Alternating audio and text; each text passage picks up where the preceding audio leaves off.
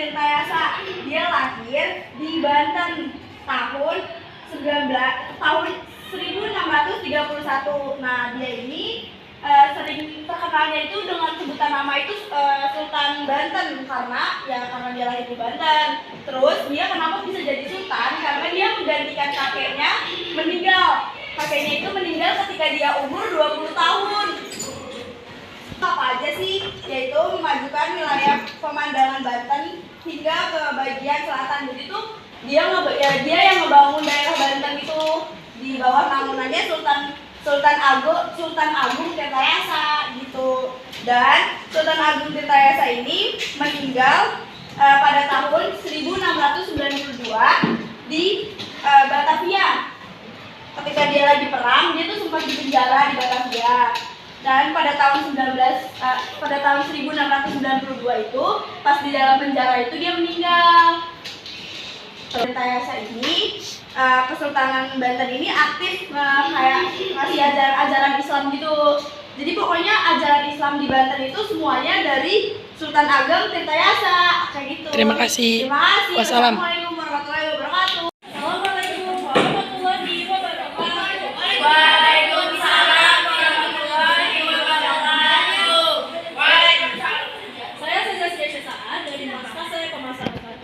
Di sini saya akan menjelaskan poster atau tentang Raden Mas Antawirya. Siapa sih Raden Mas Antawirya itu?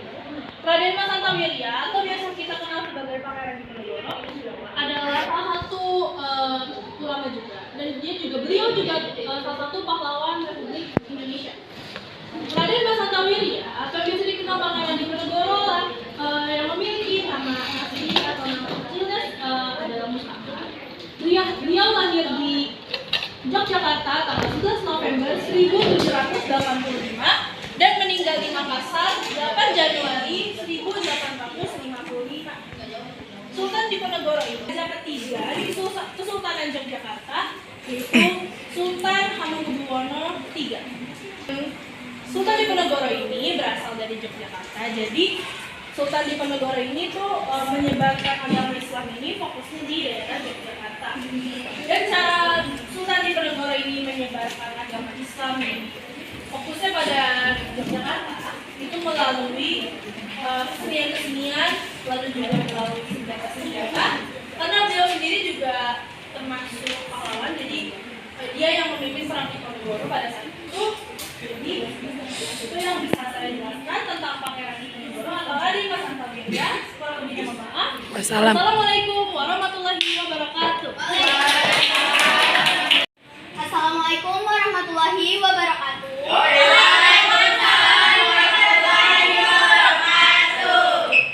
Nama saya Dinda Kaila Saldia Sibuan. Saya akan menjelaskan tentang biografi dan dakwah Islam dari Datuk R.I. Tiro. Ada yang udah tahu siapa ini? Datuk R.I. Tiro itu nama aslinya itu adalah Nurdin Aryani atau Abdul Jawad. Nah, dia tuh lahir pas abad ke-16 di Sulawesi Selatan. Nah, dakwah Islamnya itu juga di Sulawesi Selatan setelah diberi dari Datuk Hasanuddin. Nah, akhirnya namanya Datuk R.I. Tiro, karena kan kalau misalnya Datuk itu nama penyebutnya biar hafal itu sesuai daerahnya, kayak misalnya Pangeran Diponegoro, terus masih banyak lagi. Nah, dia sebar dakwah Islamnya itu pada di Teluk Bone, ditemani oleh Datuk R.I. Badung pada tahun 1603 itu. Nah, cukup sekian presentasi dari saya, kurang lebihnya mohon maaf. Wassalamualaikum warahmatullahi wabarakatuh. Waalaikumsalam. Assalamualaikum warahmatullahi wabarakatuh.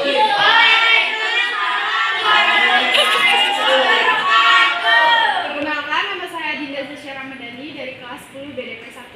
Di sini saya akan menjelaskan tentang Sunan Ampel atau nama lainnya adalah Raden Muhammad Ali Rahmatullah. Siapa sih Sunan Ampel itu? Sunan Ampel merupakan seorang ulama yang menyebarkan agama Islam, di daerah Surabaya, Jawa Timur.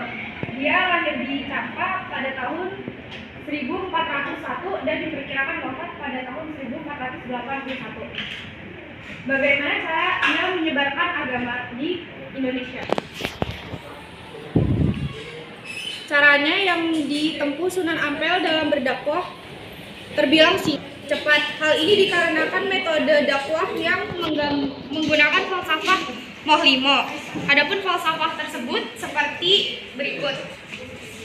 1. Moh main yang yang artinya tidak mau berjudi. Yang kedua ada moh hombe yang artinya tidak mau mabuk. Oke, sekian dari saya. Wassalamualaikum warahmatullahi wabarakatuh. Assalamualaikum warahmatullahi wabarakatuh. Waalaikumsalam warahmatullahi wabarakatuh. Saya Ages Deles Brizinia dari Fasa EPM 1 ingin ngasih tahu kalian tentang Abdul Rauf Singkil. Siapa sih Abdul Rauf Singkil?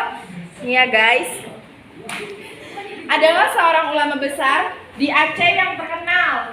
Dia memiliki pengaruh besar pada penyebaran agama Islam di Sumatera dan Nusantara. Pada umumnya sebutan gelarnya yang juga dikenal ialah Tengku Syekh Kuala, atau bahasa Acehnya artinya Syekh Ulama di Kuala. Bagaimana dia menyebarin, maksudnya kayak penyebaran agama Islamnya, yaitu dengan Syekh Abdul Rauf bin Ali Al-Fansur, penyebaran agama Islam di Sumatera dan Nusantara. Pada umumnya, sebutan gelarnya yang juga terkenal ialah Tengku Syekh Kuala. Ia adalah seorang yang pertama kali mengembangkan tarakar syariat di Indonesia. Ia menulis sebagai bidang ilmu tafsir, hadis, fikih, dan tasawuf. Kitab tafsirannya merupakan kitab tafsir yang pertama di Indonesia. Ia juga mendirikan sekolah Islam di Aceh, mengajar tentang ajaran-ajaran Islam kayak baca tulis Al-Quran. Segitu aja. Sekian dari saya. Wassalamualaikum warahmatullahi wabarakatuh.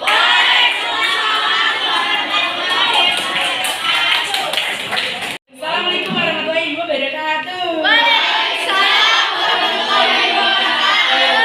Saya Iskandar Aini. Di sini ada ulama besar Aceh yang namanya Syekh Abdul Rauf Asyikili. Jadi dia ini nama aslinya itu adalah Abdul Rauf Maimuddin. Dia lahir pada tahun 1615 di Singkil, Aceh. Dia merupakan ulama besar di Aceh karena dia pernah menjadi Sultan Kedutaan Besar di Aceh, Sultan Kerajaan Besar di Aceh. Selanjutnya beliau juga masa mudanya mengajarkan syariat agama Islam. Beliau belajar pergi haji ke Mekah, belajar berburu bersama-sama 19 guru di Mesir dan 21 ulama di negara timur. Beliau mengajarkan murid-muridnya dengan kisah-kisahnya. Jadi beliau juga mempunyai kisah-kisah yang sangat amat baik dan bagus. Beliau memiliki 21 kisah yang antaranya adalah tafsir, tajwid, dan fikih. Beliau mengajarkan murid-muridnya seperti tajwid, tafsir, dan fikih. Muridnya juga menjadi ulama-ulama besar di Aceh. Oke, segitu dulu video dari saya. Assalamualaikum warahmatullahi wabarakatuh.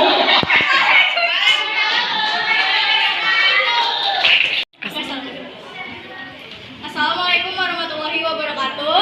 Waalaikumsalam warahmatullahi wabarakatuh. Saya Anastasia Putri dari kelas fase EPM 1, nomor absen 7. Saya ingin memaparkan Sunan Derajat. Sunan Derajat lahir pada tahun 1470 Masehi.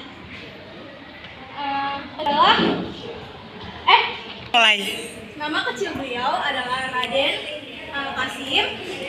Beliau mendapatkan gelar Syarifuddin. Beliau merupakan putra dari Sunan Ampel dan bersaudara dengan Sunan Bonang. Dia wafat pada tahun 1522. Strategi dakwah: 1. Lewat pengajian secara langsung di masjid.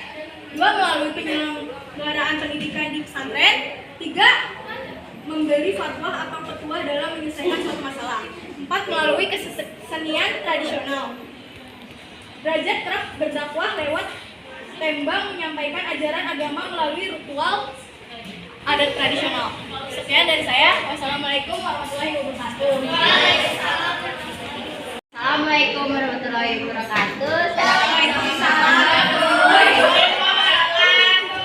Nama saya Nisa Triana Ramadhani. Di sini saya akan menjelaskan tentang Ki Hajar Muhammad Zainal Arifin Masuk.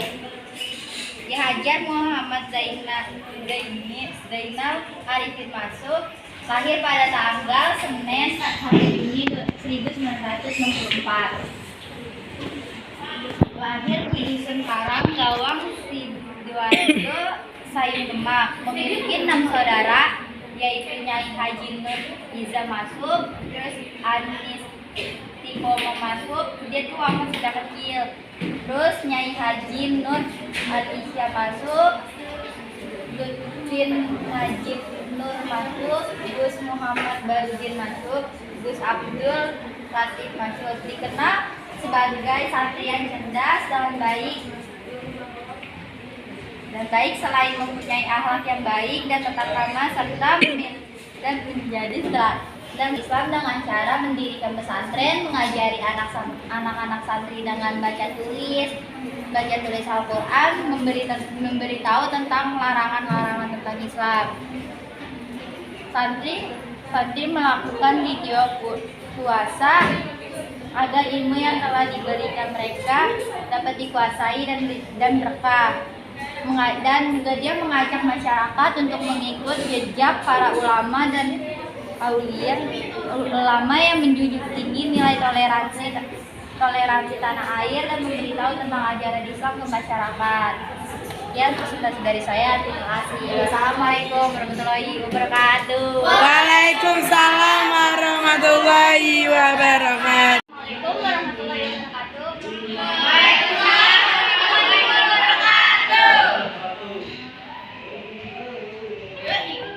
Nama saya Putri dari Sekolah Ahmad Hasan.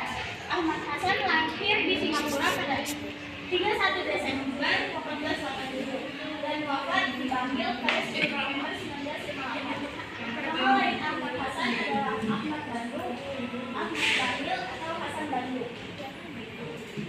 Ahmad Hasan adalah seorang tokoh utama organisasi Persis atau Persatuan Islam. Ahmad Hasan juga merupakan guru madrasah untuk orang-orang India di beberapa tempat, yaitu di Arab Street, Baghdad Street, dan Gilang di Singapura. Ahmad Hasan dikenal sebagai ahli debat dan juga seorang penulis puisi. Karya Ahmad Hasan yaitu Mengajar Sholat, Islam dan Kebangsaan, Perempuan Islam, Muhammad Ibrahim, Ahmad dan Suami, Adakah Tuhan dan lain sebagainya. Ya, dari saya, wassalamualaikum warahmatullahi wabarakatuh.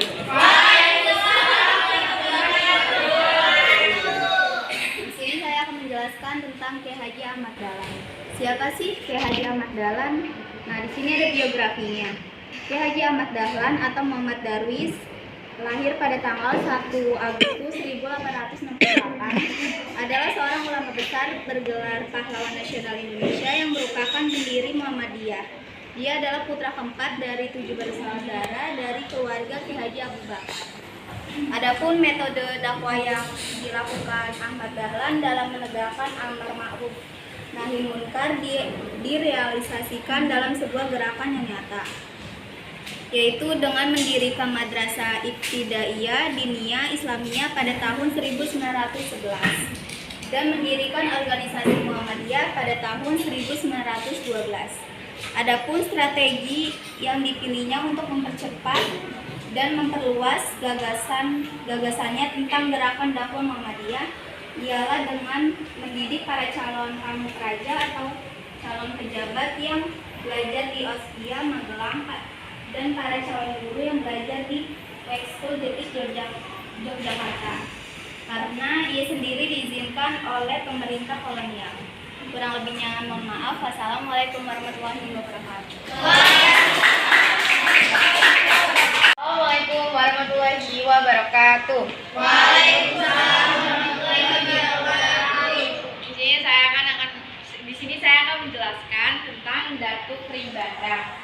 Nah, nama asli Datuk Pribandang ini Abdul Makmur. Nah, dia tuh lahir di abad ke-16 di kota Tanah, Minangkabau.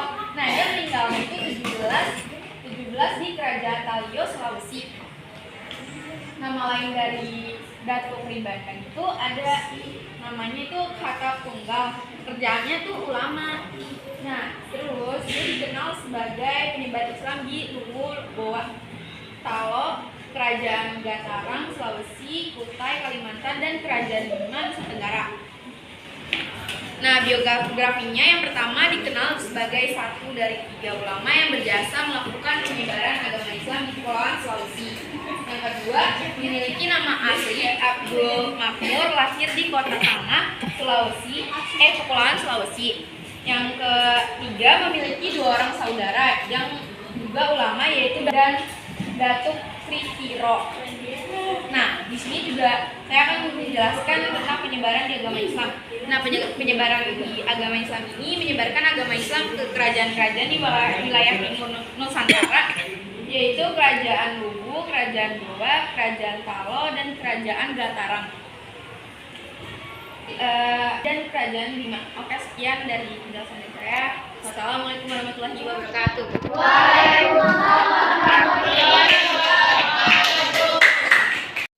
Assalamualaikum warahmatullahi wabarakatuh.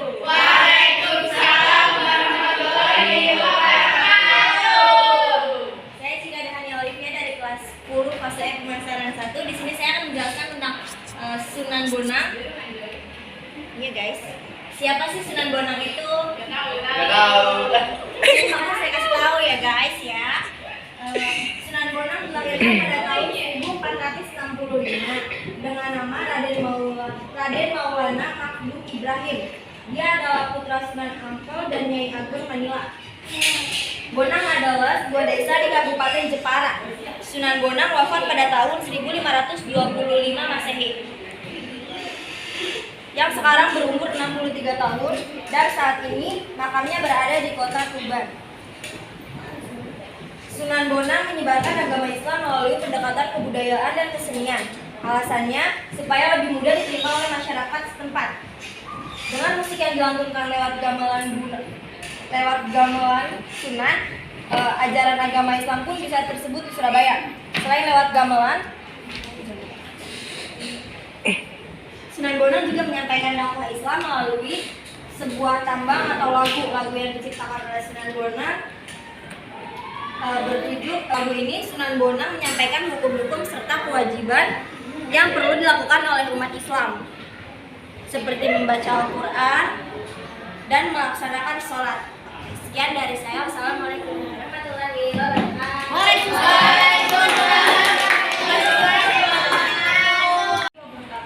Waalaikumsalam warahmatullahi wabarakatuh. Saya Deviasi dari kelas pemasaran 1, nomor absen 17. Dan sini saya akan menjelaskan tentang Kiai Wahid Hashim. Kiai Wahid Hashim, dia lahir di Jombang pada tanggal 1 Juni 1914. Dia dikenal sebagai sosok anak yang cerdik. Dia juga belajar Al-Quran kepada orang tuanya, dan dia tamat Al-Quran itu di usia 7 tahun. Nah, dia tuh juga menguasai beberapa bahasa seperti bahasa Inggris, Belanda, dan bahasa Arab. Nah, dia tuh bahasa Arabnya kayak ngafalin semuanya, kayak kitab-kitab, syair-syair, sampai hafal di luar kepala. Nah, dia tuh juga mengajar di beberapa pesantren, dan dia wafat di usia ke-39 tahun pada tanggal 19 April 1953. Sekian, terima kasih. Wassalamualaikum warahmatullahi wabarakatuh. Waalaikumsalam warahmatullahi wabarakatuh. Waalaikumsalam warahmatullahi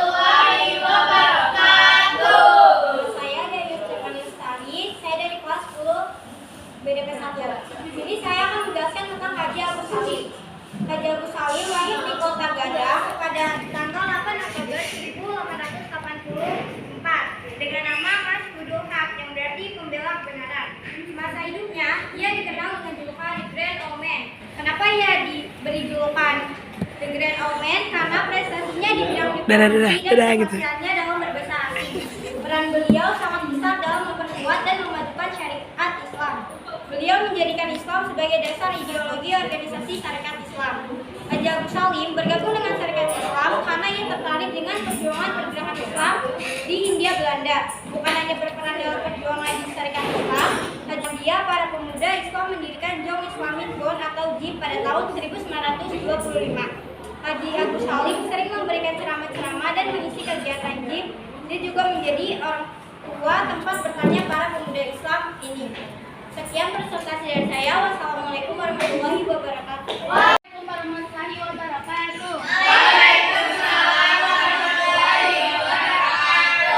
Perkenalkan, nama saya Fatia Putri Amalia akan menjelaskan tentang Sultan Alauddin Hidayat Shah.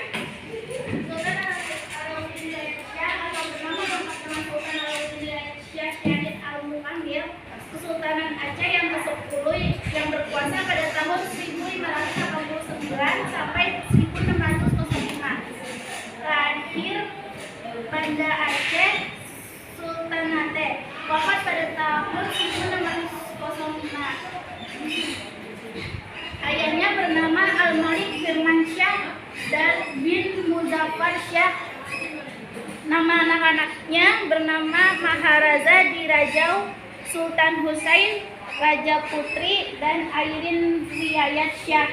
Yang ketiga, masuknya Islam dengan cara diperintahkannya untuk hidup menurut ketentuan hukum Allah dan diperintahkan berpakaian seperti orang-orang jihad. Ya.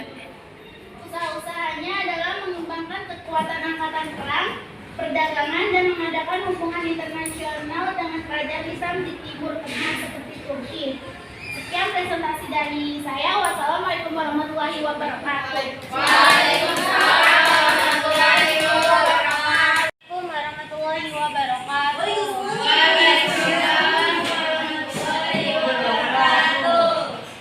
Saya Dia Firisa dari kelas 10 BDP 1. Di sini saya ingin menjelaskan tentang Syekh Ahmad Khatib As-Sambasi. Siapa sih Syekh Ahmad Khatib As-Sambasi itu? Beliau memiliki nama lengkap Muhammad Khatib Ibn Abdul Al-Ghafar Al-Sambasi Al-Jawi. Beliau lahir pada tahun 1217 Hijriah atau 1802 Masehi di Kampung Dagang, Sambas, Provinsi Kalimantan Barat. Beliau merupakan putra dari Abdul Ghafar bin Abdullah bin Muhammad bin Jalauddin. Beliau menyebarkan agama Islam dengan cara mendirikan perkumpulan Tarekat Qadariyah dan Naqsabandiyah atau TQM. Perkumpulan tarekat ini merupakan penyatuan dan pengembangan terhadap metode dua tarekat suci besar, yaitu Tarekat Qadariyah dan Tarekat Naqsabandiyah. Sekian. Assalamualaikum warahmatullahi wabarakatuh.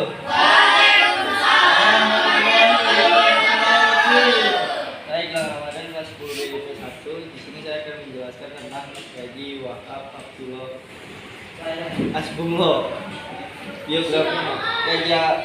Haji Abdul Wahab Asbullah lahir pada 31 Maret 1888 dan wafat pada tanggal 29 Desember 1971. Yatin. Adalah seorang ulama pendiri Nahdlatul Ulama. Kiai Haji Abdul Wahab Asbullah adalah seorang ulama yang berpandangan modern. Dakwahnya dimulai dengan mendirikan media massa atau surat kabar, yaitu harian umum secara Nahdlatul Ulama atau secara dan berita Nahdlatul Ulama. Ia diangkat sebagai pahlawan nasional Indonesia oleh Presiden Joko Widodo pada tanggal 7 November 2014. Penyebaran agama Islamnya, selain mengasuh pesantren, Haji Abdul Wahab juga ikut serta dalam penjajahan.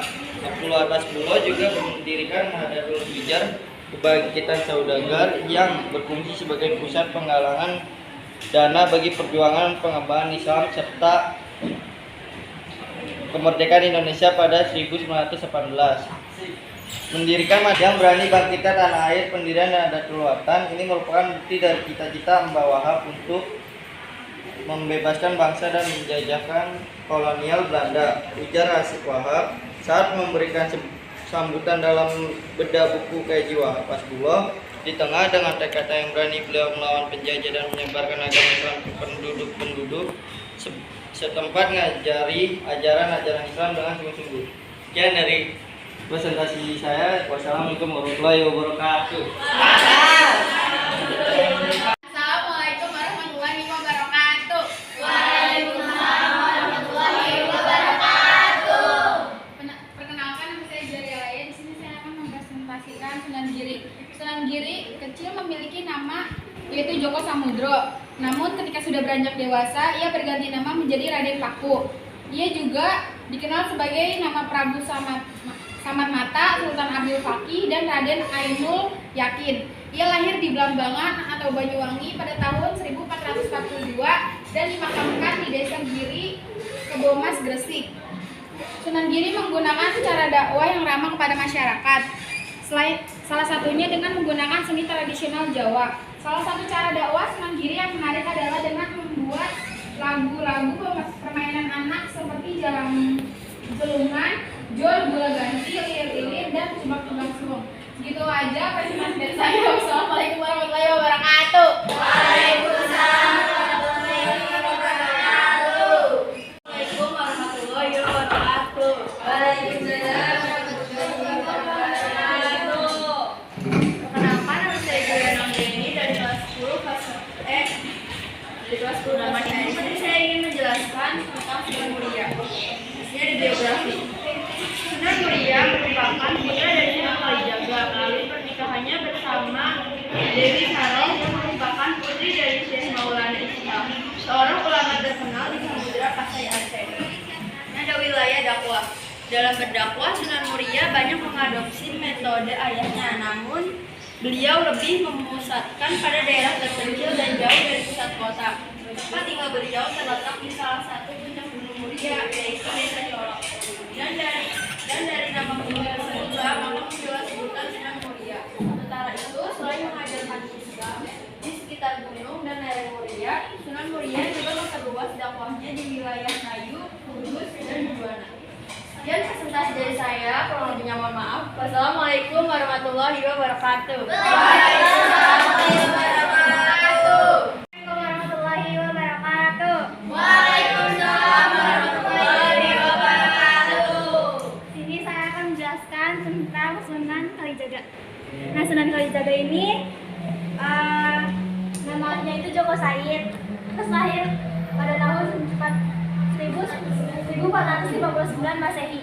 Terus meninggal tahun 1513 Masehi. Terus pasangannya itu Dewi Saro. Dan dia punya anak namanya Sunan Muria. Sunan Kalijaga ini merupakan salah satu seorang tokoh Islam. Menurut cerita sebelumnya, Raden Said ini adalah seorang perampok yang mengambil hasil bumi di gudang penyimpanan. Terus rampokannya tuh dibagi-bagi di keluarga gitu. Habis itu, terus Sunan Bonang ini nggak menggunakan cara itu. Terus habis itu, 3 tahun kemudian Kalijaga diberi pakaian baru dan diberi pelajaran agama oleh Sunan Bonang. Kalijaga lalu melanjutkan dakwahnya dan dikenal sebagai Sunan Kalijaga. Namun cerita ini banyak diragukan oleh para sejarawan dan ulama berpahlawan salaf karena tidak masuk akal dan bertentangan dengan ilmu syariat. Sekian dari saya. Wassalamualaikum warahmatullahi wabarakatuh. Waalaikumsalam warahmatullahi wabarakatuh. Saya Khalida Sifaulia dari fase E, pemasaran 1, ingin mempresentasikan tentang Kiai Haji Hasyim Asy'ari. Nah, Kiai Haji Hasyim Asy'ari lahir di Jombang 14 Februari 1871 di Pesantren Gedang, Tambak Reja. Beliau memiliki julukan Hadratus Syekh yang berarti Maha Guru dan telah hafal kutubus sittah, hadis 6 riwayat. Serta memiliki gelar Syekhul Masyayikh yang berarti gurunya para guru.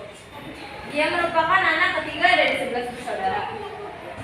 Beliau merupakan putra dari Kiai Asy'ari dan Nyai Halimah. Perjuangan Kiai Haji Hasyim Asy'ari ini dimulai ketika mendirikan pondok pesantren Pesantren Tebu Ireng pada 1899. Pesantren ini awalnya sangat kecil, hingga akhirnya berkembang dan menjadi pesantren terbesar di Jawa pada awal abad ke-20. Kemudian, pada 31 Januari 1926, Kiai Haji Hasyari dan beberapa ulama mendirikan Nahdlatul Ulama atau NU. Berdirinya NU dilatar belakangi oleh situasi dunia Islam kala itu yang sedang dilanda kesenjangan paham. Itu hadir dengan pemikiran lebih moderat sehingga membuat interaksi dan komunikasi dunia Islam menjadi lebih mudah. Sekian presentasi dari saya. Kurang lebihnya mohon maaf. Wassalamualaikum warahmatullahi wabarakatuh. Waalaikumsalam warahmatullahi wabarakatuh. Assalamualaikum warahmatullahi wabarakatuh. Waalaikumsalam warahmatullahi wabarakatuh. Saya Lutfi Maharani dari Saya di sini ingin mempresentasikan Syekh Muhammad Arsyad Al-Banjari. Biografi. Syekh Muhammad Arsyad Al-Banjari atau kerap disapa dengan panggilan Datuk Kalampanya, lahir di Lok Gabang, Martapura, Kalimantan Selatan pada tanggal 15 Safar 1122 Hijriah atau 19 Maret 1770 Masehi. Beliau merupakan seorang ulama besar yang sangat berpengaruh dalam perkembangan Islam di Kalimantan. Beliau juga adalah tokoh yang gigih dalam mempertahankan aliran Ahlus Sunnah wal Jamaah dan berwakil fikih Syafi'i, penyebaran agama Islam. Syekh Muhammad Arsyad Al-Banjari menulis berbagai kitab dalam bahasa Melayu bukan Arab agar mudah dipahami masyarakat, memakainya untuk dakwah. Di dalam kompleks masjid juga terdapat sejumlah bangunan seperti kantor pengurus masjid, kantor Masjid Ulama Indonesia Banjarmasin, dan di area parkir masjid yang berdiri di atas. Sekian presentasi dari saya, kurang lebihnya mohon maaf. Wassalamualaikum warahmatullahi wabarakatuh. Waalaikumsalam warahmatullahi wabarakatuh. Assalamualaikum warahmatullahi wabarakatuh. Waalaikumsalam warahmatullahi wabarakatuh. Di sini saya akan menjelaskan sejarah tentang Sunan Kudus. Siapa itu Sunan Kudus? Sunan Kudus adalah salah satu seorang yang sangat berpengaruh dalam penyebaran Islam di Nusantara. Beliau adalah bagian dari wali songo dengan wali yang lainnya. Nama asli Sunan Kudus yaitu Ja'far Shadiq dan lahir pada tahun 1500-an Masehi. Ja'far Shadiq merupakan putra dari Sunan Gunung atau Haji Raden Usman dan Syarifah yang merupakan adik dari Sunan Gunung. Berikut gimana penyebaran yang dilakukan oleh Sunan Kudus. Sunan Kudus selain terkenal sebagai seorang wali, ahli dalam bidang agama, pemerintah, dan kesusastraan, beliau juga dikenal sebagai pedagang yang kaya. Beliau mendapat gelar Waliul Demak sehingga beliau diangkat sebagai penghulu atau wali di kerajaan Demak. Sunan Kudus ahli di dalam ilmu agama, pemerintah, dan kesusastraan. Tidak heran juga beliau menduduki jabatan-jabatan penting di dalam menyebarkan agama Islam. Beliau menggunakan cara-cara yang sangat bijaksana melihat situasi dan kondisi masyarakat setempat. Sekian presentasi dari kami. Sekian presentasi dari saya. Wassalamualaikum warahmatullahi wabarakatuh. Waalaikumsalam warahmatullahi wabarakatuh. Nama saya Siswa Sarah dari 10 BDP 1 akan mempresentasikan tentang Imam Bonjol.